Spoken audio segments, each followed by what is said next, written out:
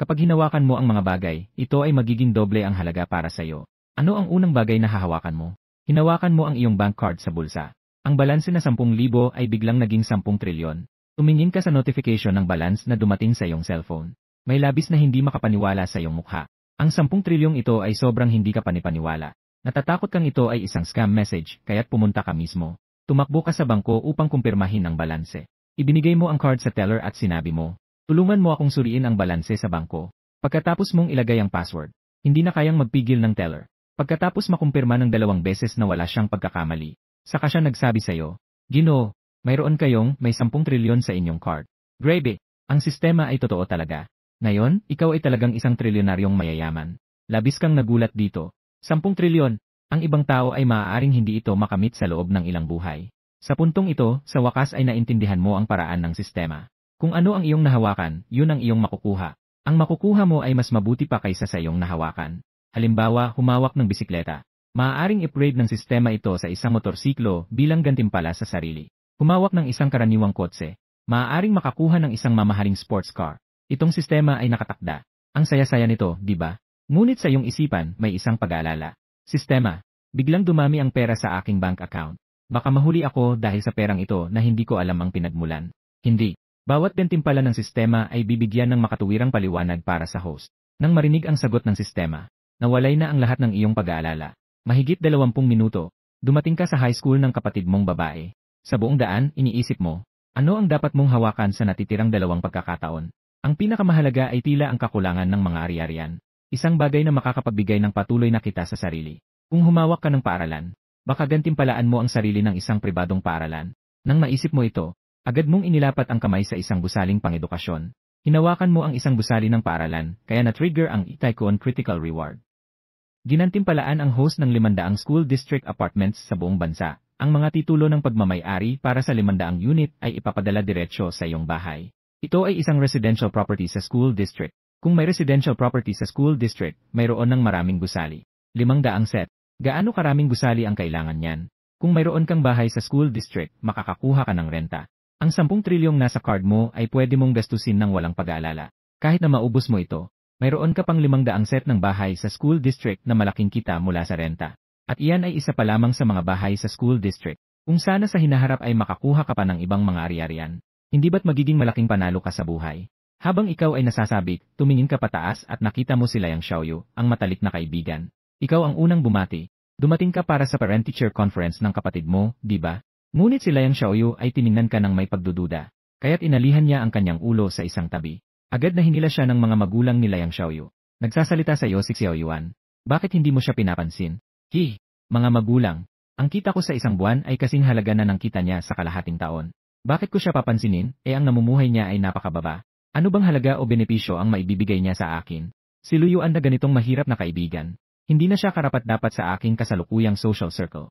Matapos marinig ito ng mga magulang ni Liang Xiaoyu, hindi na sila nagsalita pa. Sa lipunang ito, tanging ang pakikipagkaibigan sa mga matagumpay na tao ang may kabuluhan. Ito ang pananaw sa sosyal na buhay na tinatanggap ng lahat sa kanila. Yumukod ka habang may pangaasar. Si Liang Xiaoyu, tama ka sa sinasabi mo. Hindi ka nakarapat-dapat sa aking kasalukuyang social circle. Mayroon kang malinaw na pag-unawa sa iyong sarili. Anong klaseng bagay yon? Hindi ako karapat-dapat sa iyong social circle. Kumita ako ng mahigit 30,000 yuan sa isang buwan. Hindi naman ako kumikita ng mas malaki kaysa sa iyo. Yumuko ka habang tumatawa. Mahigit 30,000 lang sa isang buwan. Marami bang pera ang ganitong halaga? Si Liang Xiaoyu ay nahulog sa galit at tumawa. Itinuturo ka niya at malakas na nagmura. Pero hindi mo na siya pinansin. Umikot ka at pumasok sa klase ng iyong kapatid na babae. Natapos ang pagpupulong ng mga magulang matapos ang 1 oras. Hindi ka rin nagpaliban. Tumingin ka sa grupo ng mga magulang. Nandoon din ang punong guro na si Nibin. Naalala ang ginawa ni Liang Xiaoyu kanina na nagpakitang tao. May isang mapaglarong ngiti sa iyong mukha. I-click mo ang profile ni Nibin. Nagtakda ng pribadong paglipat. Nag-input ka ng halaga at pinindot ang password ng pagbabayad. Nagsimula si Luyuan ng isang paglipat.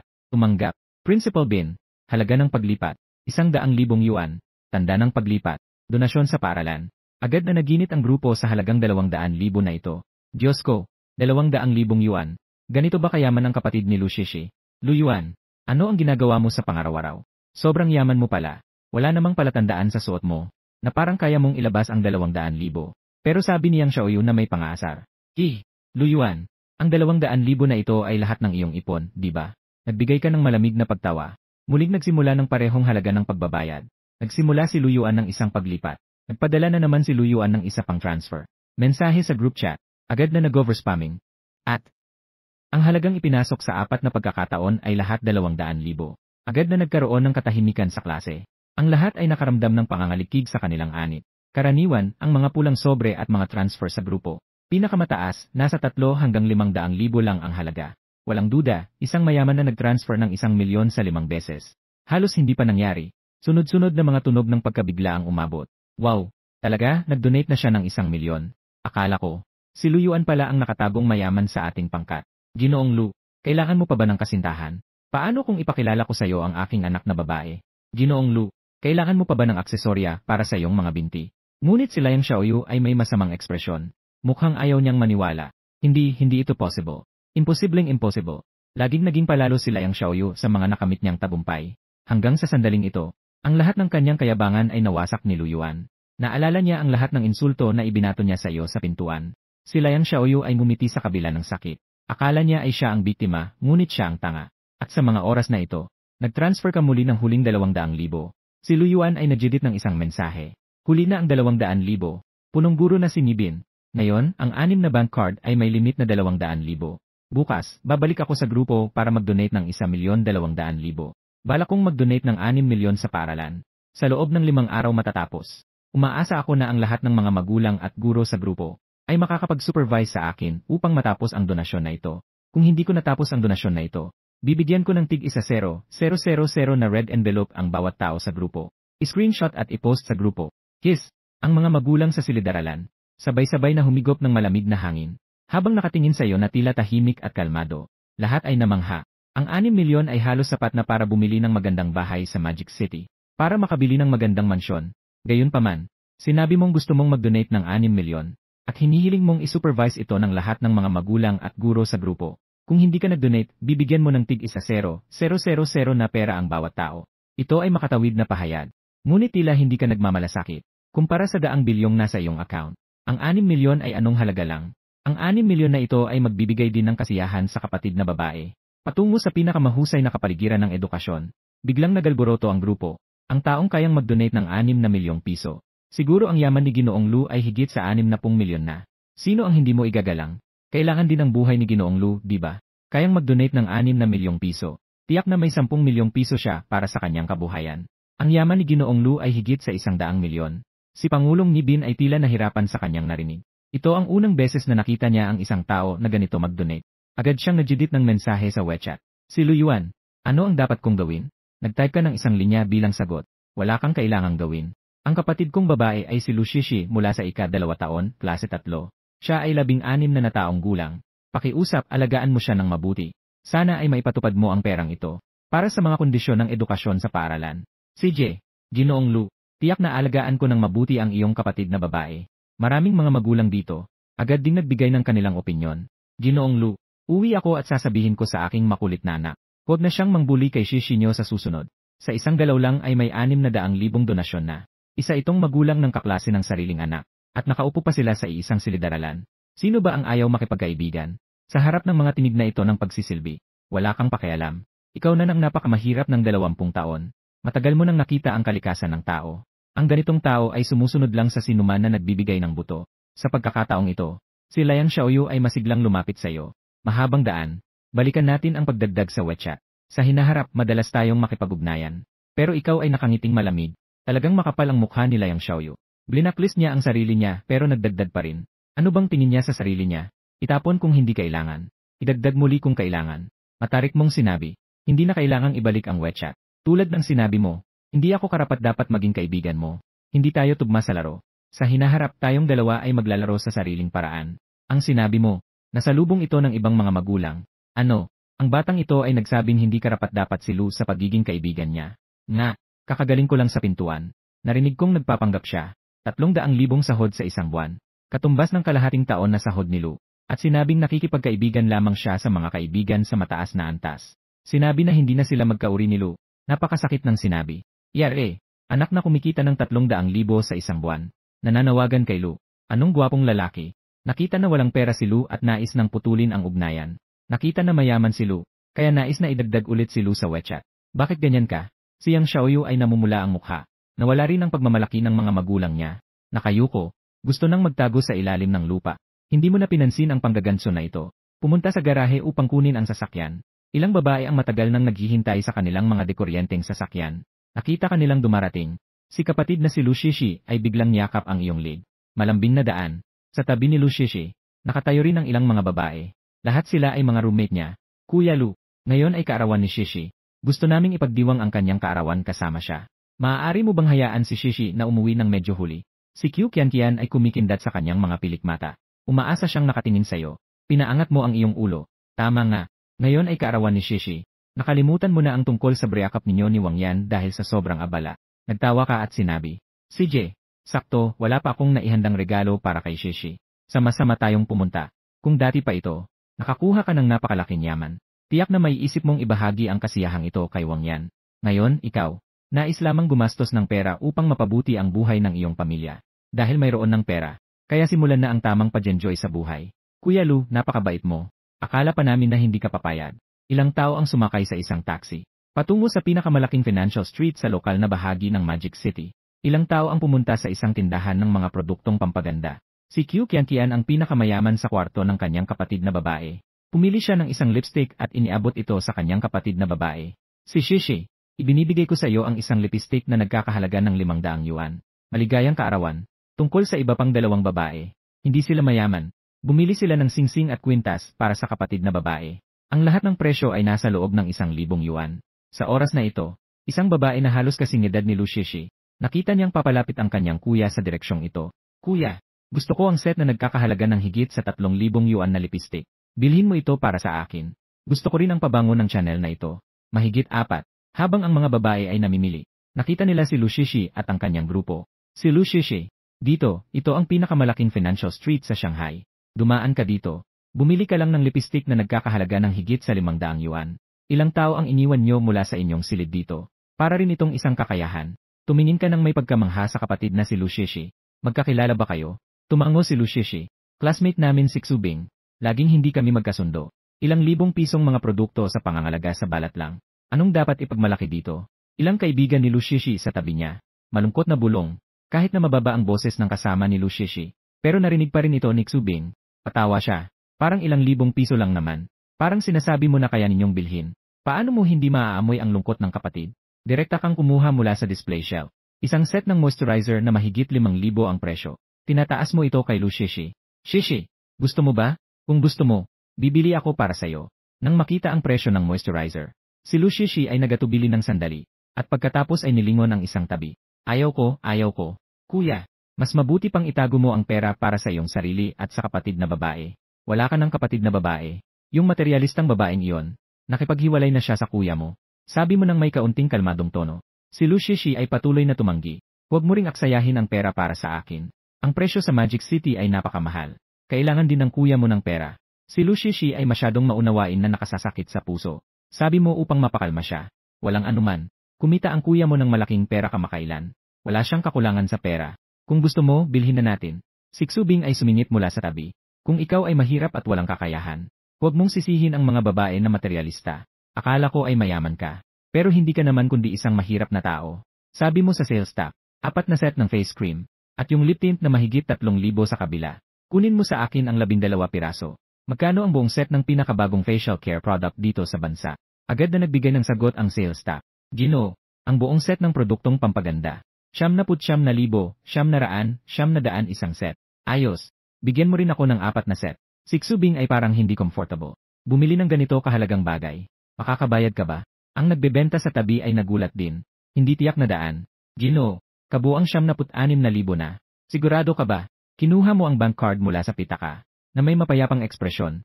Ibigay mo sa akin ang ES machine. Iswipe ang card. Agad na kinuha ng nagbebenta ang ES machine. Si Xubing ay mahigpit na nakatangan. Patuloy na bumubulong. Kulang ang balanse. Matagumpay ang pag-swipe ng card. Natanggap na kabuang 96,000. Ang elektronikong tunog ay umabot sa buong showroom. Maraming tao ang napalingon. Dahil ang iyong suot ay karaniwan lamang. Hindi talaga mukhang tao na makakabigay ng 96,000. Hindi pa natatapos ang lahat mula sa pagkabigla. Muli kang nagsalita. Shy. Ito ang binili sa'yo ng kuya. 4 na set ng cream. Isang set para sa bawat isa sa inyong kwarto. 12 na lipstick. Bawat isa sa inyo ay 3 piraso. 4 na set ng mga produkto sa kutis. Isa ito sa bawat isa sa inyo sa dorm. Gurgle. Sa buong mall, narinig ang isang malakas na tunog ng paglunok.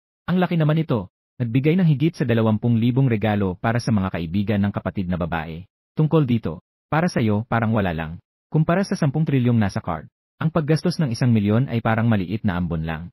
Ang ilang mga tagasunod ni Xubing, lahat sila ay may hitsurang puno ng inggit. Kung sila ay mga kaibigan ni Lu Shishi, makakakuha sila ng kabuang 20, higit sa 20,000 produkto sa pag-aalaga ng balat. Ang ilang mga kaibigan ni Lu Shishi ay hindi sakim. Tumanggi sila. Kuya Lu, ito ang regalo sa kaarawan na binili mo para sa kapatid mong si Shishi. Hindi namin maaring kunin. Masyadong mabigat ang regalo na ito. Ang mga pagkilos ng ilang tao. Muli kang napahanga sa kanila. Binili ko ito para sa inyo. Kayo na lang ang tumanggap. Kung ayaw nyo, hindi ko papayagang maglaro ang kapatid kong si Shishi kasama kayo. Maging maingat kayo sa kapatid kong babae sa dorm. Kung may mangbuli sa kanya, agad na tawagan si kuya. Hindi si kuya ang magdadala sa inyo ng mga bagay. Ang dahilan kung bakit mo sila binigyan ng regalo ay para din sa sariling kapatid mong babae. Ang hawak na bagay ni Xubing ay biglang nawala ng halaga. Siya ay nagtatangkang itago ang pagkahiya sa kanyang mukha. Kaya't napilitan siyang tumingin sa kanyang cellphone. Binuksan ang WeChat group chat na Masayang Pamilya. Pagkatapos makita ang mensahe sa grupo, mas lalo siyang nadismaya. Xubing, may kaklase ba kayong nagngangalang Lu Shishi? Ang kapatid niyang si Luyuan ay sobrang yaman ngayon. Direkta sa group chat ng mga magulang. Nag-donate siya ng 1.2 milyong yuan sa punong guro. Sinabi na magdo-donate siya ng 6 na milyon para sa inyong paaralan. Kailangan mong makipagayos kay Lu Shishi. Ano? Si Lu Shishi, ang kapatid niya ay magdo-donate ng 6 na milyon. Nahulog ang cellphone ni Xubing sa lupa na may tunog na clink ni. Nakatingin ako sa iyo na parang naguguluhan. Nag-donate ka ng 1.2 milyon sa paaralan natin today. Katatapos lang ng paggastos ng 960,000. Ikaw ay gumastos ng kabuang 2.16 milyon today. May nakasabit na magaan na ngiti sa iyong mukha. Kaunting pera lang naman. Walang dapat ikagulat. Ang iyong magaan na ngiti at magaan na boses. Pinapainom ng laway si Xubing. Naalala na pinagtawanan niya kanina ang mahirap na tao. Kung siya ay isang mahirap na tao, ano siya sa ganoong kaso? Ang babaeng umalis dahil sa material na bagay. Siguro maganda siya. Huwag palampasin ang ganitong mayamang tao. Sandali lang. Mukhang may pagkakataon pa siya. Agad na sinabi ni Xubing, Kuya Luyuan, nakipaghiwalay ka ba kamakailan? Ano sa tingin mo sa akin? Pwede ba akong maging girlfriend mo? Huwag kang mag-alala. Kilala ko ang ilang mga boss sa paaralan. Makakatulong din akong alagaan si Shishi natin. Nakita mo agad siya. Dumating siya para sa kanyang pera. Kahit na maghanap ng babae, hindi siya maaaring pumili ng babaeng nyurakan ang kapatid. Malamig mong tinanggihan siya. Hindi na. Kasama niyo ng kapatid mo ang 4 sa silid. Nakabili na naman ng maraming bagay. Saka lang umalis sa Financial Street. Sa pagkakataong ito, nakatingin sa iyo si Lu Shishi na naguguluhan. Kuya, sabi mo kamakailan lang ay kumita ka ng malaki. Bumili ka ng loto. Hindi. Nakakuha ako ng isang antigong item. Nakabenta ako at kumita. Paliwanag mo. Pero si Lu Shishi ay nakatingin sa iyo. Nagtatanong na puno ng kuryosidad. Ang laki ng gastos mo. Magkano talaga ang naibenta mong antigong item? Nag-isip ka. Nagbigay ka ng katamtamang halaga. Mga 15,600 milyon siguro. Gulp. Gaano karami? 15,600 milyon nga. Hindi mo sinabi na may 10 trilyong halaga ka sa bangko. Kahit na sinabi mo, malamang ay hindi siya maniniwala. Naisip ni Lu Shishi na 5 sa milyon. Pero hindi ko akalain na ang kuya ay may higit sa 10 bilyong yaman. Ang numerong ito, siya talaga ay natakot. Si Lu Shishi ay nag-aral sa'yo. Kuya, kahit na mayroon kang higit sa 10 bilyon, hindi ka rin pwedeng gumastos ng basta-basta. Hindi ka naman laging makakabili ng antigong bagay upang yumaman. Ang perang ito ay dapat mong isave para bumili ng bahay at kotse. Maghintay para sa paggamit nito sa pag-aasawa sa hinaharap. Umiti ka at sinabi, CJ. Pero, batang babae, ang bahay natin ay nabili na. Nasa Tangchen Yipin sa Magic City. Kuya, dadalhin kita roon para makita. Kuya, ano ang sinabi mo? Tangchen Yipin. Si Lu Shishi at ang kanyang mga kasama sa kwarto ay muling nagulat. Ang Tangchen Yipin ay isang lugar para sa mga mayayaman sa Magic City. Ang lugar na ito ay kilala bilang ang pinakamagandang mansyon sa bansa. Kung gusto mong tumingin ng bahay dito, kailangan mong magsumite ng yaman na higit sa 1 bilyon. Kung hindi, hindi ka makakapasok sa pinto ng komunidad. Dito kahit ang pinakamurang uri, ay kailangang umabot ng bilyon bawat isa. Tumango ka. Nga, ito ang Tangchen Yipin. Binilhan din kita ng 1 unit. Pupunta na tayo upang i-transfer ang titulo. Sakto lang na bumili si kuya ng maraming bagay para sa inyo. Siguradong walang lugar ang paaralan para dito, di ba? Tamang-tama na ilalagay sa bahay na binili ni kuya para sa'yo. Nang natanggap mo ang unit na ito sa Tangchen Yipin, ikaw ay naitala bilang chairman sa facial recognition system ng komunidad. Kaya, ang ilan sa inyo ay walang hadlang sa daan. Ang kapaligiran sa loob ng Tangshan Yipin ay sariwa. Ang landscaping ay talagang maganda. Kasama mo ang ilang mga kapatid na babae. Pumunta kayo sa tanggapan ng benta ng Tangshan Yipin. Nakahanap ng sales manager. Tulungan mo akong i-transfer ang bahay sa Girie, 1, Unit 2. Sa pangalan ng aking kapatid na si Lucishi. Ginoo, pakiusap, ipakita ang iyong titulo ng ari-arian. Wala ka pa ngayong pisikal na titulo. Ngayon ay mayroon lamang electronic version. Binuksan niya ang isang maliit na API sa kanyang telepono. Ito ang aking electronic property certificate. Matapos kunin ng sales manager ang telepono, hindi na makapagpigil ng damdamin. Titig na titig siya sa ilang linya ng teksto sa telepono. Ang mayari ay si Luyuan. Ang huling 4 na numero ng cellphone ay 6,185. Ang huling 4 na numero ng ay 0317. Siya pala. Nangyari ito ngayong umaga. Tinanggap ng tagapamahala ng benta ang mensahe mula sa nakaraang. Isang dokumento na ipinadala ng chairman. Sinabi sa kanya na nagbago ang chairman.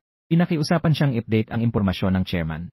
Nang nag-input siya ng impormasyon tungkol sa iyong numero ng cellphone at huling numero ng matindi ang kanyang alaala tungkol dito. Ludong, hindi pa natatapos ang sinasabi ng tagapamahala ng benta.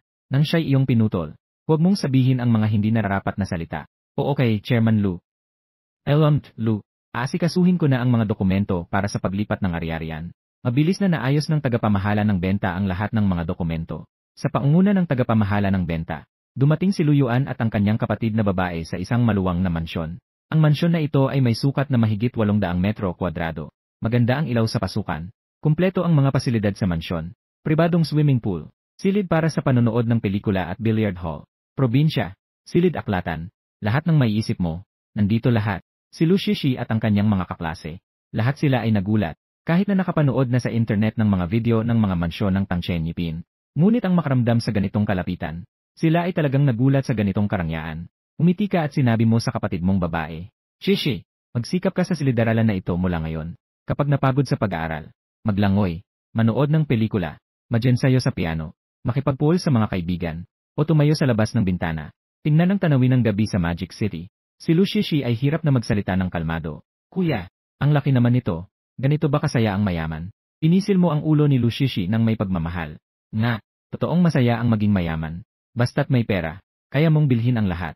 Kailangan mong mag-aral ng mabuti. Balang araw, makakamtan mo rin ang lahat ng ito sa sarili mong pagsisikap. Susubukan ko, kuya. Hintayin akong makapasok sa magandang universidad. Kumita ng malaking pera. Gusto kong bilhan ang kapatid ng isang malaking bahay. At gusto ko ring bigyan siya ng isang pribadong eroplano. Malaking bahay at pribadong eroplano. May malaking bahay na ako. At marami na akong mga unit. Kung hindi dahil sa pag-aaral ng kapatid na babae na malayo. Matagal mo nang dinala siya sa bahay. Tungkol sa pribadong eroplano. Sa hinaharap, makakasakay din tayo ng eroplano. Siguradong magkakaroon din tayo niyan. Hindi mo pinabayaan si Lucishi. Naghihintay ang kapatid na pagbutihin mo ang pag-aaral. Kumita ng malaking pera para sa akin. Matapos magpahinga ng isang gabi, dumating ang oras sa susunod na umaga. Ngayon ang araw na nakapasa ang pinsan sa mataas na paaralan. Magkakaroon ng salusalo para sa kanyang pagpasok sa paaralan. Ikibagyaan, walang klase si Lucishi ngayon. Kaya naman, sinama mo na siya. Magkasama silang sumakay sa e-bike patungo sa Shangri-La Hotel. Tumingin ka sa e-bike. Nagkaroon ka ng ideya. At bahagyang hinawakan ng iyong e-bike. Congrats! Nakakuha ka ng isang Harley Davidson na nagkakahalaga ng 16.88 milyon at nakapark na ito sa parking lot ng Shangri-La Hotel. Kasabay ng pagkawala ng tunog ng sistema. Malinaw mong naramdaman na may idinagdag na susi sa bulsa mo. Harley Davidson, Aling lalaki ang walang pangarap sa motorsiklo? Bilang isang batang lalaki na mahilig sa motorsiklo, sino ang ayaw maranasan ang ligaya ng mabilis na pagsakay sa motorsiklo? Naalala mo? Ang sasakyang ito na Harley Davidson, pero ito ay isang limitadong bersyon sa buong mundo. 3 unit lamang ang ginawa, upang makita ang sasakyang ito ng mas maaga. Pinabilis mo ang ilang maliit na motorsiklo. Sa wakas, pagkatapos ng mahigit 20 minuto, nakararating na sa Shangri-La Hotel. Pagdating sa hotel, nakakita ng maraming tao na nakapaligid sa isang Henry na nag-uusap. Kilalang kilala. Ang luxury car na ito na nagkakahalaga ng higit sa 4 na milyong ay talagang maganda. Napakagwapo rin ito. Ang top model ng EV. Mas maganda kaysa sa electric scooter ni Luyuan. Ang hirap ng sitwasyon ni Luyuan. Paano siya makikipagkumpetensya sa ating kasikatan? Pinsan, ang ganda ng sasakyan mo. Pinsan, maaari ba akong kumuha ng larawan sa loob ng sasakyan? Mag-post ba ako sa social media? Sa mukha ng pinsan kong si Zhang Jiao, ipinakita ang material na bagay at ang pagnanasa sa kaplastikan sa sukdulan. Malugod na sinabi ni Lixianhe. Ang sinabing ito, Jiao, kami ay magpinsan. Ano bang masama dito? Sumakay ka na. Kumuha ng kahit anong litrato. Sa oras na ito, iparada mo rin ang maliit na scooter mo. Napansin ka rin ni Lixianhe. Lumapit siya na may kakaibang ekspresyon sa mukha. Ay! Aba, hindi ba't ako ang pinsan mong si Luyuan? Kahapon hindi ka ba nakipag-usap sa grupo? Sinabi mong bubugbugin mo ang mukha ko ngayon. Ikaw na lang ang magmaneho ng maliit na scooter na ito, para bugbugin ang mukha ko. Samantalang ikaw ay kalmado lang. Huwag kang magmadali. Hintayin mong matapos ang graduation party. Bubugbugin ko ang mukha mo. Haha. CJ, pinsan, naghihintay ako. Ila the way. Luyuan, siguradong hindi ka pa nakapagmaneho ng ganitong magandang sasakyan. Tinitigan ka ni Lixianhe na parang mayabang. Nakikipagayos ka rin sa kanya. Totoong hindi ko pa naranasan magmaneho ng ganitong magandang sasakyan. Sa loob-loob mo, tinalikuran mo ang Yelri na ito. Tanging mahigit 4 na riyal lang. Hindi pa nga iyong nahawakan mo lang. Mahalang Harley na motorsiklo. Masaya si Lixianhe sa pakiramdam na ito ng pagpapakakul. Agad siyang nagbigay. Ang pinsan kong iyon ay generous ako ngayon. Hayaan kitang hawakan ang sasakyan na ito. Masatisfy mo ang iyong pagkahilig. Kasama na rin, kumuha ka ng ilang selfies at ipost ito sa iyong mga kaibigan. Sapat na ito para ipagmalaki mo sa buong buhay mo. Malinaw na nais ni Lixianhe na makita ang iyong pagkabigo. Ngunit hindi mo ito pinansin. Sa halip, masaya ka sa loob. Hawakan ang Yedri na ito. Ang sistema ay bibigyan ka ng mas magandang sasakyan. Wala kang dahilan para magalit. Nakatitig ka kay Lixianhe na may ngiting gulat sa iyong mukha. Sigurado ka bang gusto mong ipahawak sa akin? Huwag kang magsisisi sa oras na yon. Hindi ko alam kung bakit. Palaging naiisip ni Lixianhe na kakaiba ang iyong reaksyon. Dapat nga bang masaktan siya sa pagtawa sa kanya? Bakit parang masaya ang kanyang mukha na parang nanalo ng 5 milyon? Pero si Lixianhe ay determinado na kahiyahiya ka. Wala na siyang ibang naiisip. Sabi niya nang may pangungutya. Tingnan mo ang hitsura mong walang kinabukasan. Mahawakan mo na. Hawakan mo lang. Nadumihan. Kuya, wala kang kailangang gastusin para sa car wash. Pati ang kapatid mong babae ay hindi ka maintindihan. Kuya, nilalait ka niya. Umiling ka. Hindi. Hindi iniisip ng kuya na ito ay pang-uyam. Sa tingin ng kuya, ito ay magandang bagay. Matapang mong nahawakan ang Yenri. Habang hinahawakan ang sasakyan. Habang ginagamit ang kapangyarihang magarbong pampinsala. Hinawakan mo ang isang Yenri at na-trigger ang Tycoon Critical Reward. Kaya in-upgrade ito sa isang Bugatti Veyron na kumpleto ang papeles, nakapark sa Shangri-La Hotel, at ang susi ay nasa bulsa mo na. Naghawak-hawak ka sa bulsa. At talaga namang nagkaroon ka na naman ng susi na parang modelo ng kotse. Ha! Sa wakas, nakuha na. Sulit itong pagkakataon. Kailangan lang makinig ng ilang beses sa mga aso. At makakahawak ka na ng isang buong bayad na Bugatti Veyron. Ano pang mas masarap dito? Si Lixianhe ay lumapit na may mata na puno ng pag-asa. Pinsan, magandang pakiramdam ng gulong ng kuya, di ba? Ang pakiramdam medyo basura. Ang sasakyan na ito ay medyo maangit. Matapos makuha ang gantimpalang Diyos ng kayamanan mula sa sistema. Hindi ka na mag-aakma kay Lixianhe. Agad na nagbago ang tono ni Lixianhe. Kanina, sobrang saya mo sa paghahawak. Ngayon ay sinasabi mong basura ang sasakyan. Diretsong nagbiro si Zhang Jiaojiao. Kahit gaano pa kasira ang sasakyan ng malaking pinsan. Hindi mo kayang bumili ng isang gulong. Tumugon ka. Sino ang minumura, Garas? 2 beses kang minumura. Pagkatapos sabihin ni Zhang Jiaojiao, nakaramdam siya na mali. Pero nasabi na niya ang mga salita. Hindi na maibabalik. Tumawa ka ng malakas. Hahaha. Ayos. Basta alam mong ikaw ay dasara ay ayos na. Matapos sabihin yon, naglakad ka ng mayabang patungo sa hotel. Sa mga nakaraang taon, simula nang hindi ka nakapasok sa mataas na paaralan. Madalas na nagugulo ang pinsan mong si Zhang Jiaojiao at ang pamilya ng nakatatandang tiyahin. Ngayon na mayaman ka na, kailangan mo talagang ilabas ito ng maayos. Mabilis na magsisimula ang salusalo para sa pagtatapos. Ang lugar ng salusalo para sa pagtatapos. Maraming kamag-anak na hindi na nakipag-ugnayan sa loob ng 800 taon ang dumating. Dinala mo ang iyong kapatid na si Lu Shishi at nakahanap kayo ng pwesto para maupo. Si Lu Shishi ay may mukha na puno ng galit. Kuya, sobrang labis na sila Zhang Jiaojiao at Lixianhe. Talagang gusto kong kuhanin ang ipinabili mong regalo sa aking kaarawan kahapon. Dalhin mo ang resibo ng regalo. Matinding sa pantaha sa kanilang mukha. Binigyan mo ng malaking hipon si Lu Shishi. Walang pakialam. Walang anuman. Hindi ko naman kailangan ito, ayos lang. Gaano siya kadehado ngayon si Zhang Jiaojiao? Sa sandaling ito, gagawin ni kuya na mahirapan siya. Mayroon kang 10 trilyong yaman sa bangko. Isang motorsiklo na nagkakahalaga ng higit sa 10 milyong. Isang Bugatti Veyron na nagkakahalaga ng mahigit sa 5 milyong. Chairman ng 500 set ng mga bahay sa paaralan sa buong bansa. Sa pamamagitan ng mga ito, mayroon kang libu-libong paraan upang gapiin ang pamilya ni Zhang Jiaojiao. Umakyat sa entablado ang tiyahing patuloy na nagsasalita. Ang saya-saya kong sabihin. Ang aking panganay na anak ay nagtagumpay. Nakapasok siya sa mataas na paaralan. Hindi na sayang ang mga taon kong ginugol sa kanyang pag-aaral. Umaasa akong mag-aral ng mabuti ang aking panganay sa mataas na paaralan. Makapasok sa magandang universidad. Agad na mag-aral para sa pagsusuri sa graduado. Patuloy na umangat sa tagumpay. Magaling. Sabi ng aking ikapitong kapatid, magaling. Binabati rin namin ang aking pamangkin. Mag-aral ng mabuti sa mataas na paaralan. Sa hinaharap, sana siya ay makasama sa mga nangungunang mag-aaral sa pagsusulit. Ang lugar ay puno ng palakpakan. Nakaukit sa mukha ni Zhang Jiajiao ang matinding pagmamataas. Si Zhang Jiajiao ay nagbigay ng isang nakakaapi na sulyap sayo. Kinuha ang mikropono. Salamat sa aking tita at sa aking pangalawang tita. Sa aking pangatlong tita at pangapat na tita. Sa bawat tita na nagbibigay ng taos-pusong pagbati sa akin. Sa hinaharap, sana makapasok ako sa magandang unibersidad at makahanap ng magandang trabaho. Tiyak na hindi ko kayo malilimutan. Ang pinsan ko noon ay hindi nakapasok sa mataas na paaralan. Sa mga nakaraang taon, hindi siya naging matagumpay. Ako si Zhang Jiajiao ay gagawa ng aking makakaya. Para bigyan ng aking pinsan ng trabaho bilang gwardiya. Hindi ito dahil sa ako'y mayabang sa kanya. Kundi dahil sa siya'y mayroong edukasyong hanggang sekundarya.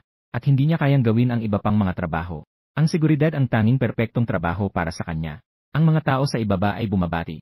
Napakamaunawain ng batang si Jiao Jiao. Kahit nagpasok sa mataas na paaralan, hindi niya nakakalimutan ang kanyang kapatid na si Luyuan. Mula pa noong maliit ako, alam kong hindi ka maaring magkamali. Ngunit hindi mo ito pinapansin.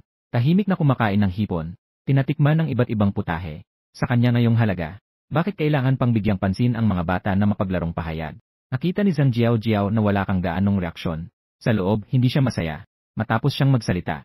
Lumakad siya sa ibaba ng entablado. Dumating siya sa iyong harapan. Luyuan, mahirap ang pamumuhay ng pamilya mo. Karaniwan, hindi kayo nakakain ng masarap. Mamaya, maghanap ka ng waiter at humingi ng ilang extra na plastic bag. Magdala ng maraming ipapabalot pa uwi. Ang mukha ng mga magulang mo ay puno ng kahihiyan.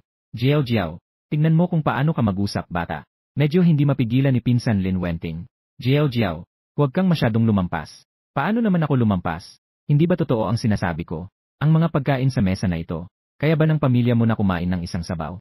Ako lang ang may handaan para sa pagpasok sa mataas na paaralan. Maswerte kayo at makakain kayo, di ba? Pinaiya ang sariling mga magulang.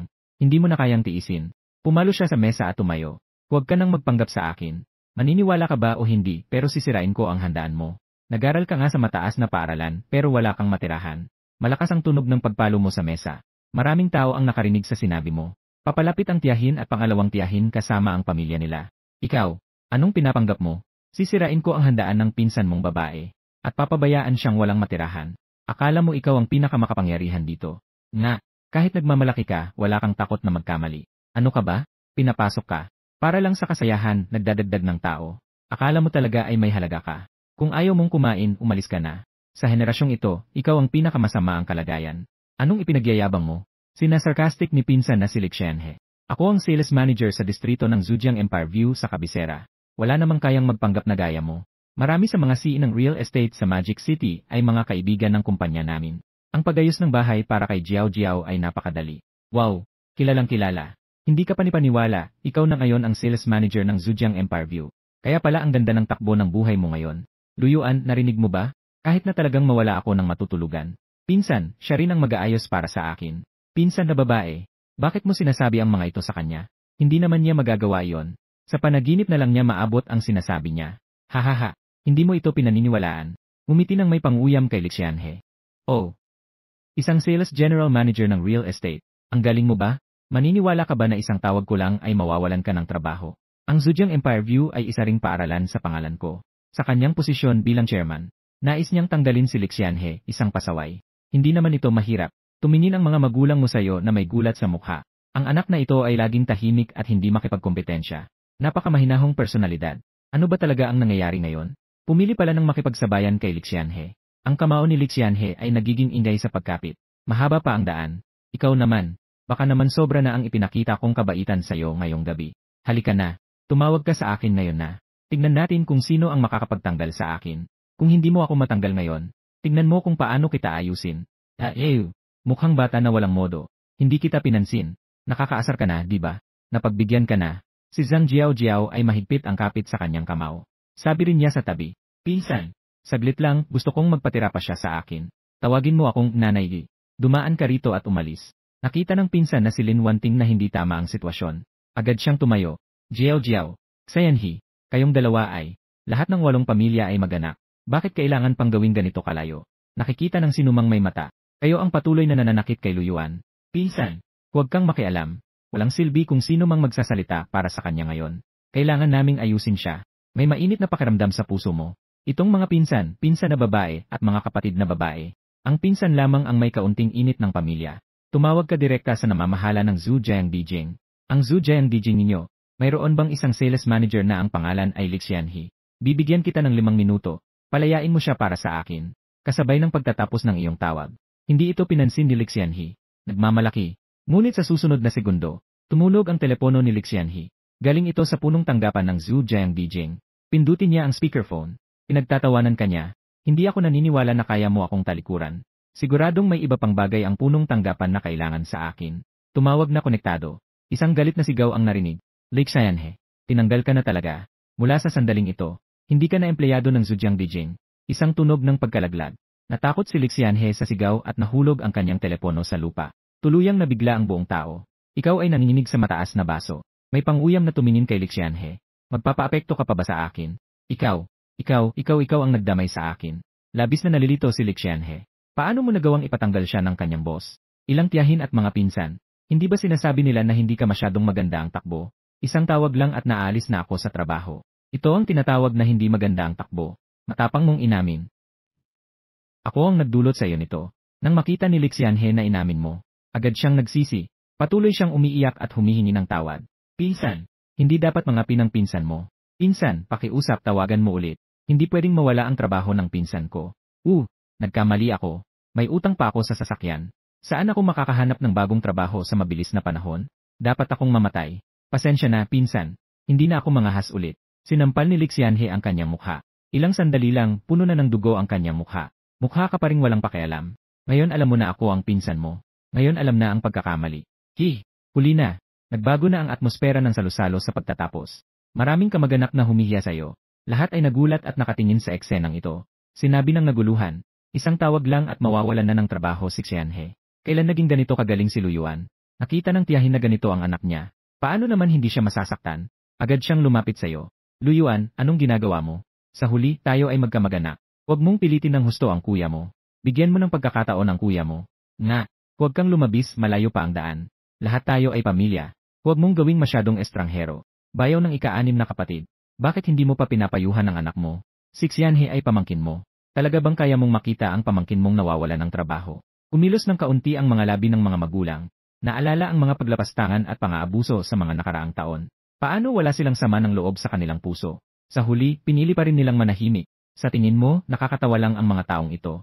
Si Li Xianhe ay naayos na ng sarili niya. Dumating sila bilang tagapamagitan at nagbigay ng magagandang salita.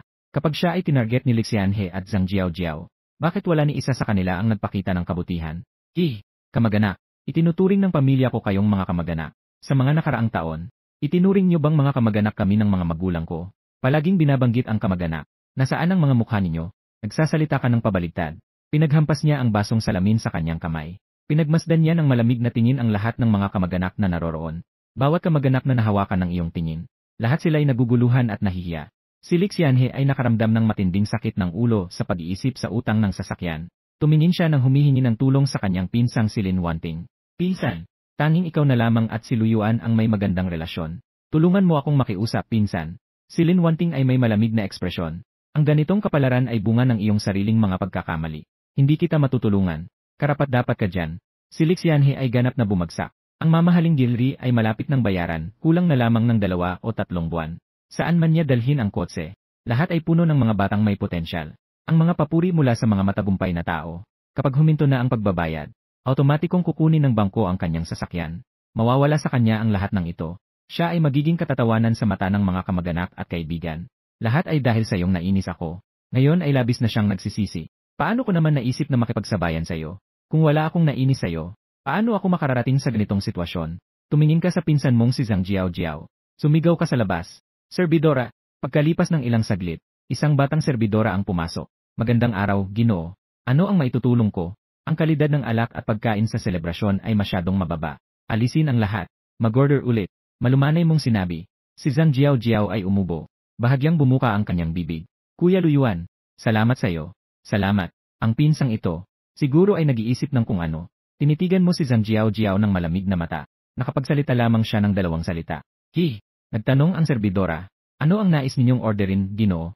Isang pirasong Australian lobster, isang plato ng French foie gras, isang bahagi ng wild black truffle, at 3 boat ng Royal Salute. Ayon sa antas na ito, puno ng 30 mesa. Sabi mo nang may kalmadong tono. Nagbago ang mukha ng waitress. Hindi ko akalain na napakapayaman mo. Matapos niyang bilangin ang halaga, sinabi niya, Ginoo, kabuang 183,702. 702 ang ibabawas. Kukunin ko ang 183,000. Magbabayad po ba kayo gamit ang card? Nakablangko ka pa ring mukha. Iswipe mo na ang card. Ipinapasok ng waitress ang card sa yes machine. Matagumpay ang pag-swipe ng card. Isang resibo ng pagbili ang naiprint din. Nakita ang resibong ito. Ang lahat ng kamag-anak sa silid. Lahat sila ay sabik na lumunok. Lahat ay nagulat. Ang isang pagkain ay halos 2 milyon na. Pero ikaw, hindi man lang kumindat ng mag-swipe. Ilan nga ba talaga ang laman ng kanyang card? Lahat ng kamag-anak ay napaluha. Sobrang lumunok ng laway. Si Zhang Jiaojiao ay dumating sa iyong harapan ng taos-puso. Pinsan, salamat sa iyong pagpapatawad sa nakaraan. Nagbago na rin ang pananaw ng mga kamag-anak mo sa iyo. Pero sila, mula sa malayo, ngayon ay umunlad na. Isang pagkain ay nagkakahalaga ng 200,000. Ang pagkain ito ay sapat na upang makabili ng kalahating mahal na jewelry. Simula pa noong bata ka, nakita ko na talagang may potensyal ka. Tiyak na makakamit mo ang tagumpay. Isa kang tao na may malaking ambisyon. 180,000. Magkano ang halaga ng bawat putahe? Tiyak na hindi ito mura, di ba? Tungkol sa Australian lobster. Nakita ko lang iyon sa mga short video na kumakain ang mga influencer. Narinig ko na ang isa ay nagkakahalaga ng 8,008. Ang French foie gras ay mahigit sa 10,000 sa bawat piraso. Phew, huwag ka nang magsalita. Nagugutom na ako. Ngayon ay parang nakikinabang na ako sa aking pamangkin.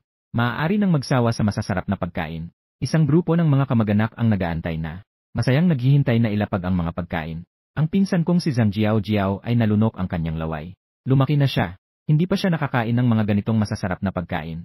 Nakatingin si kapatid na si Lu Shishi sa iyo nang may pagkalito. Kuya, bakit ka gumagastos ng ganitong kalaking pera para pakainin sila? Sobrang ninerbiyos nila sa iyo.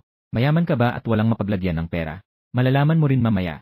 Nagtataka ang ngiti sa mukha mo. Di nagtagal, nagsimula ng ilabas ang mga pagkain sa mesa. Ang malaking pulang Australian lobster ang pinakamabilis na serbisyohan. Susunod naman ang black truffles at French foie gras at iba pa. Ang nakakaakit na amoy na mainitinit, na nagpasabik sa lahat ng tao sa paligid. Kaya't nagugutom na sila. Mukha kang kalmado. Pero sa loob, masaya ka rin. Masaya lang na makita ang mga ito. Dapat hayaan si Mama, Papa at Shishi na kumain ng marami. Yung mga kamag-anak na walang alam. Nagsimula na silang magkomento. Ang laki ng lobster na ito. Nakakatakam na sa aking tingin. Tingnan mo ang foie gras na ito. Foie gras na nagkakahalaga ng 10,000 piso bawat piraso. Ang ginawa ay talagang marangya. Nagsimula na rin ang lahat na kumuha ng mga chopstick. Kinuha ang malaking hipon. Naghahanda ng kumain ng masarap. Pero ang pagkain nila ay halos isubo na. Nang biglang nabasag ng iyong tinig. Kanina ay nangungutya sa akin. Ngayon ay may mukha pang kumain ng mga bagay na binili ko. Talagang hindi nahihiya sa mukha. Ang bilis nilang kumuha ng chopstick. Para bang lahat sila ay namamatay sa gutom. Parang ilang henerasyon na kayong hindi nakakain ng masarap. Pagbaba ng iyong mga salita. Ang tingin ay napunta kay Zhang Jiaojiao. Ang lahat ng mukha ng kamag-anak ay naging pula. Walang sinuman ang nahihiyang kumilos ng chopstick. Gusto na nilang pumasok sa anumang puwang sa lupa. Na nahihiya sa ganitong paraan. Napaka nakakahiya. Umubo ang aking tiyahin. Ang aking malalaking pamangkin. Wala kaming masamang intensyon sa mga sinabi namin kanina. Ginawa ito upang hikayatin ka. Upang magkaroon ka ng inspirasyon. Tingnan mo, bakit hindi mo nakikita ang mga mabubuting tao? Bakit ganito ang bata, hindi nakakaintindi? Tingnan mo, umorder ka ng 30 lamesa. Hindi naman kayang ubusin yan ng pamilya mo na 4, di ba? Hinawakan mo ang iyong baba at nagisip ka. Tama rin ang sinabi mo. Mukhang hindi talaga kayang ubusin. Ang tita mo ay nagpakita ng mapagkunwaring ngiti na parang tumutulong. Tamang-tama, tutulong kami sa iyo. Hindi pa nakakain ng ganito karaming masasarap na pagkain ang tita mo sa kalahating buhay niya. Apo sa tuhod. Sandali lang. Sabihin mo sa waiter na bigyan si tita ng ilang extra na plastic bag. Nakangisi ka. Hindi na kailangan ng tulong nyo. Ang 30 lamesa ng pagkain ko ay para na lang ipakain sa mga aso. Hindi ko rin kayo iniimbitahan. Sumigaw ka sa waiter. Tawagin mo ang boss nyo at lahat ng kasama. Kung hindi nyo kayang ubusin, kainin nyo na lang. At saka, itapon ang banner ng graduation party sa basurahan. Palitan ito ng maligayang kaarawan kay Lu Shishi. At pagkatapos ay palayasin ang mga taong ito sa private room. Huwag hayaan na maapektuhan nila ang mood ng pamilya ko habang kumakain. Nakakunot ang iyong mukha. Agad na ipinadala ng waiter ang balita sa grupo ng kumpanya. Ang lahat ng empleyado ay masigasig din. Alam na hindi kayo magkasundo ng pinsan mong si Zhang Jiaojiao. Hindi lang nila tinanggal ang banner ng graduation banquet. Pinuputol pa ito gamit ang gunting at tinapakan ng maraming beses. At sa kanila ito itinapon sa basurahan. Ang pinsan mong si Zhang Jiaojiao ay galit na galit. Pero hindi niya kayang hadlangan ang mga empleyado ng Shangri-La. Ang mga empleyado ng malaking hotel. Si Zhang Jiaojiao ay mahigpit na nakapagsarado ng kamao. Ang kanyang katawan ay nanginginig sa galit. Matindi ang kanyang pagtingin sa iyo. Mula pa sa simula ng iyong pag-order. Ay para sa pang-aalipusta sa amin. Tama ba? Kumuha ka ng piraso ng foie gras. Nakatingin ka ng malamig sa kanya. Tama, nasabi ko na. Ngayon, sisirain ko ang iyong graduation banquet. Si Zhang Jiao ay puno ng galit. Sa wakas ay sumabog ito sa sandaling ito. Sino ang nagmamalasakit na kumain ng sayo? Magpalit tayo ng kwarto at ayusin na lang ulit. Anong kababalaghan sa ilang mga maruming pera? Ang ibang mga kamag-anak ay nagsalita rin. Kung ayaw kumain, ayaw na. Napakalaki at nakakatakot ng lobster mula Australia. Kung hindi ka natatakot sa mga nakakahawang sakit, kainin nyo na. Kainin kayong lahat. Ang pinsan mo na si Lin Wanting at ang kanyang pamilya ay tatayo rin para umalis. Sumulyap ka kay Lin Wanting. Malugod na naganyaya. Pinsan, hindi kailangan umalis ng pamilya nyo. Umupo na lang tayo at kumain ng magkakasama. Ang pamilya ni Lin Wanting ay nanatili. Ang mga umalis ay naiinggit at nainis. Sila ay talagang gustong manatili ang kanilang pamilya. Sinasamahan ang mga tao na umalis. Mas tahimik na ang kwarto. Ang pinsan mong si Lu Shishi ay nagbigay sa iyo ng thumbs up. Talaga namang mahusay ka. Nang malapit na silang ilagay ang pagkain sa kanilang bibig. Ikaw ang humiya sa kanila at nagpapahiya sa kanila. Ang trick mo ay masyadong nakakasira.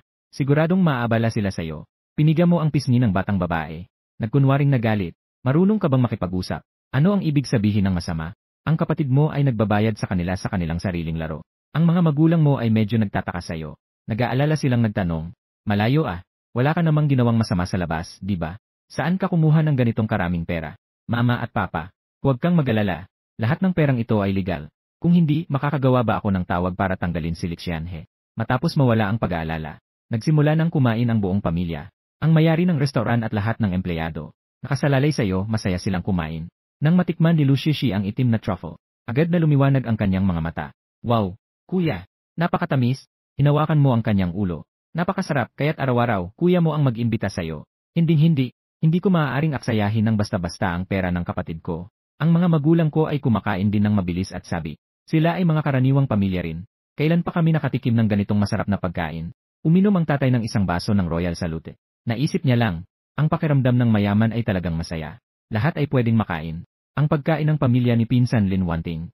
Wala rin namang sobrang ganda. Nakita mong masaya ang pamilya habang kumakain. Ang puso ko ay puno ng kaligayahan. Kapag mayaman na, hindi ba't panahon na para ipagsaya ang pamilya?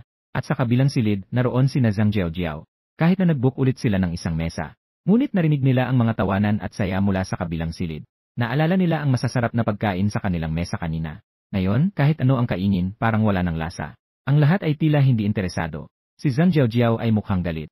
Lahat ay dahil sa sinira ni Lu Yuan ang kanyang graduation banquet. Hindi ba't sa isang mataas na palapag sa Zhejiang Beijing? Hindi magtatagal, isang araw. Ako si Zhang Jiao, akyat ako sa kama ng chairman ng Zhejiang Beijing. Hayaan mong tanggalin ka ng chairman. Gusto kong balikan ang kakahiyan na nakuha ko ngayon ng 100 beses. Ang iniisip ni Zhang Jiao, nakatalagang hindi ito magaganap. Dahil ikaw ang chairman sa likod ng Zhejiang Beijing. O ikaw ang tunay na mayari ng 500 set ng mga paaralan sa buong bansa. Pagkatapos kumain ng mabusog ang iyong pamilya, plano mo ring pumunta sa parking lot. Dalhin ang pamilya sa ibang lugar upang magpahinga ng mabuti. Pagdating sa parking lot, makikita mo ang isang asul na cool na heavy motorcycle. Dapat ito ang iyong gantimpala sa pagiging napakayaman. Harley Davidson. Sa tabi ng Harley, maraming tao ang nagtipon. Walang lalaki ang makakapigil sa tukso ng motorsiklong ito. Lahat ay huminto upang kumuha ng mga larawan at video. Pinalaki para sa mas mahusay na pagtingin. Nakita mo ang iyong ex na si Wang Yan sa gitna ng madla. Para bang naglalib siya ng kanyang sasakyan. Ang ex na si Wang Yan maliban sa pagtatrabaho sa Yida Mall, ay naglalib din sa kanyang libreng oras. Halimbawa, nag-check-in sa mga mamahaling restaurant, tungkol sa mga sasakyan at iba pang mga nilalaman. Sa sandaling ito, si Wang Yan ay hawak ang mikropono. Masigasig na ipin sa mga tagahanga sa live stream. Alam ba ng lahat kung ano ang sasakyan sa likod ko? Tama, ito ay Harley Davidson, ang pangarap na motor ng bawat batang lalaki. Ang buong katawan nito ay gawa sa kamay. Ang buong katawan ay may 360 na diamante. Ang ilang bahagi ay gawa sa 24 purong ginto. Ang bahagi ng tangke ng gasolina ay may 2 transparent na bilog na storage compartment. Nandoon ang mga mamahaling relo at alahas. Ang presyo ng motor na ito ilang taon na ang nakararaan ay mahigit 12 milyong yuan. Ngayon, hindi ka makababa ng walang mahigit 16 na milyong. Mga pamilya sa livestream, gusto ba ninyo ng isang karera gamit ito? Isang mabilis at masiglang takbuhan. Ang mga tao sa paligid ay isa-isa nang nababaliw sa pagdila ng laway. Isa-isa silang nagbigay ng mga tunog ng pagkabigla. Ano, ang motorsiklong ito ay nagkakahalaga ng mahigit 1 milyon. Ito ba ang laruan ng mayayaman? Ang ganda naman, kailan kaya ako makakasakay ng ganitong motorsiklo? Kahit sa panaginip natatawa ako. At sa puntong ito, sabik ka ng sakyan ang motorsiklong ito. Pinaigting mo ang iyong mga hakbang papunta sa motorsiklo. Nakita ng mga tao sa livestream team ni Wang Yan na papalapit ka. Agad kang hinarang. Ano ang gusto mong gawin? Kung gusto mong makita ang motorsiklo, tumayo ka sa malayo. Ang motorsiklong nagkakahalaga ng mahigit 1 milyon. Kung may gasgas o tama, kaya mo bang bayaran? Itinulak mo ang humaharang sa daan. Humugot ka ng susi ng motorsiklo mula sa iyong bulsa. Isinaksak ang susi sa butas. Bumusina. Ang makina ng Harley ay nagbigay ng malakas na tunog. Ang dalawang malalaking ilaw ng sasakyan ay nakabukas na. Tinitignan mo ng malamig ang taong humahadlang sa iyong daan. Nagtanong ka pabalik. Gusto kong magmaneho pauwi. Pinapahanap mo ako na lumayo. Ang humadlang sa iyo ay agad na tumingin sa lupa sa kahihiyan. Ikaw ang may-ari ng sasakyan. Tumango ka. Ako ang may-ari ng sasakyan. Kahit na masira ko ang Harley na ito, kailangan bang magbayad? Ang taong nakahiga sa lupa ay agad na naligo sa malamig na pawis. Nagsalita ng may pagkakabigkas. Hindi na kailangan. Nagbibiro ka. Ikaw ang may-ari ng Harley. Kahit na gusto mong basagin ang motorsiklong ito, iyon ay iyong sariling kalayaan at karapatan. Naalaala ang kanyang katawatawang ginawa na humadlang sa daan. Sa sandaling ito, gusto niya nang sampalin ang sarili. Nahihiyang humingi siya ng tawad sa iyo. Ginoo, paumanhin, hindi ko alam na ikaw ang may-ari. Si Zhang Jiao matapos ang kanyang graduation party. Si Lic Xianhe at iba pa. Papunta rin dito sa paradahan. Kakarinig lang nila ng presyo ng Harley Davidson. Ang mga tiyahin at tiyuhin mo sa bahay. Isang-isa silang humihip ng dila. Kakabigay lang niya ng presyo ng motor na yon. Mahigit sa 16 na milyong piso. Diyos ko, ito ay nakabigla. Iyon bang sinasabi? Ang motor na ito, katumbas nito ang 4 na mamahaling binili. At si Luyuan ay talagang may sasakyan. Nakakatawa ang reaksyon natin sa kanya noon. Marahil sa kanyang mga mata. Isa tayong grupo ng mga payaso. Mainit na mainit ang mukha ni Lic Xianhe. Hindi niya maiwasang maalala ang sinabi niya sa iyo kanina. Pinsan, hindi mo pa naranasang makasakay sa ganitong ganda ng sasakyan. Tama. Totoo, hindi ako nakasakay sa ganitong magandang sasakyan. Ang sinabi mo kanina. Sa ngayon, tila napakasakit pakinggan. Hanggang sa puntong ito, dito lang niya nalaman kung gaano siya kakawawa sa iyong mga mata. Kung gaano siya kabatang tanga. Ang mga kaunting tagumpay mo ay, sa harap niya, napakawalang kwenta nito. Si Wang Yan ay kumagat ng kanyang ngipin. Lumiko siya at tumingin sa hindi kalayuan sa Bugatti Veyron. Sinabi niya sa mga tao sa likuran, talagang malas. I-livestream natin ang Bugatti Veyron na yon. Ang Bugatti Veyron na ito, nagkakahalaga ng mahigit 50 milyon. Ngayon ay ipakikilala ko sa inyo ang sasakyang ito. Kumuha ka mula sa bulsa ng isang susi. Pindutin ito sa Bugatti Veyron. Matapos bumusina ang tunog ng horn. Biglang lumiwanag ang katawan ng Bugatti Veyron ng mga bilog na ilaw. Mukha itong napaka-cool at kapansin-pansin. Ang butterfly doors ng Bugatti Veyron ay dahan-dahang bumukas pataas. Para bang nagbukas ng isang pares ng mga pakpak. Napakamoderna at puno ng teknolohiya. Ang mga tao na nagmamasid ay nahatak din ng kaakit-akit at prestihyo ng Bugatti Veyron. Isang kamay mo ay nakasaksak sa bulsa ng pantalon. Umupo mula sa labas sa pangunahing upuan. Hawak mo ang manibela gamit ang isang kamay. Nagpakita ka ng isang mapanghamong ngiti kay Wang Yan. Pasensya na. Ang kotse na ito ay Bugatti Veyron. Ito rin ang aking sasakyan. Mukhang hindi ka na muling makakapag-broadcast. Ano? Ang Bugatti Veyron ay iyo rin. Ang mga kamag-anak mo sa bahay. Hindi na kayang kumalma. Ngayong araw, nagdala ka sa kanila ng sobrang gulat. Isang tawag ang nagbigay kay Lic Xianhe sa Zhejiang. Nawalan ng sales manager ang Empire View. Isang gastos na 1,200,000 yuan para sa isang pagkain. Mahigit 16 na milyon at mahigit 5,000. Mayamang mayari ng Bugatti Veyron. Kailan siya naging kakatakot sa ganitong antas? Kung ikaw ay magtatanong sa kanila. Hindi na nila kayang isipin ang mga magiging resulta. Ang mga tao sa paligid ay nagsimula ng pag-usapan ka. Ang batang ito ay nakabihis na karaniwan lamang. Pero namumuhay siya ng isang buhay na hindi natin kayang ipangarap sa natitirang bahagi ng ating buhay. Talagang hindi dapat husgahan ang tao sa kanyang panlabas na anyo. Hindi maikukumpara ang dagat sa dami. Ang kotse na ito na Bugatti Veyron at Harley Davidson ay sapat na para makabili ng isang villa sa Magic City. Bumili ng 2 sasakyan. Sa tingin ko, sobrang magastos ito. Nakakabuti namang magkaroon ng kaalaman. Ang mga taong kayang bumili ng 2 sasakyang ito ay walang sariling villa sa Magic City.